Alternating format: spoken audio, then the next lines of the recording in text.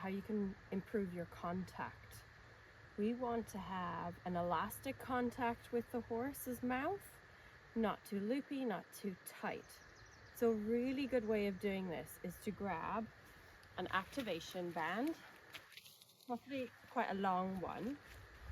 You probably have one from a physio. You want to try and put it around something like a post or something so that your reins are at the same height. If we put it around the rail, the reins would be off. They wouldn't be at the same height, so it's hard to then hold the reins accurately. You want to then just take up the slack in your reins. So hold them as if they were reins. You want to think about your upper body posture, and you're going to hold them as if they were reins. What we don't want is that I pull back and they get very tight, and you can see they kind of ping, so they're very taut then. So this would be if you were being very strong with your hands riding, fighting with the horse's mouth. What we also don't want is that there's a loop in the reins. So unless you were doing something like a give and retake, where you give and then you're going to gently take the rein back.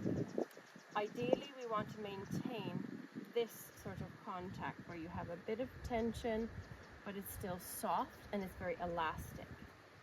I like to use an activation band over reins because this gives you a very good feel and a very good visual for when it's too tight, too loose, and just the right amount. It's a bit like Goldilocks in the 3 Bears. The other thing you could then do is to practice a rising trot.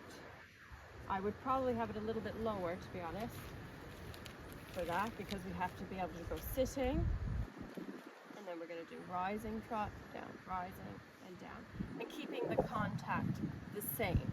So again, not pulling back, not having it too loose with a straight arm, and not doing a bit of both. So horses like consistency, and if there's no tension, tension, no tension, tension in the rein, it's very uncomfortable for them in the mouth. So try that at home and see how you get on.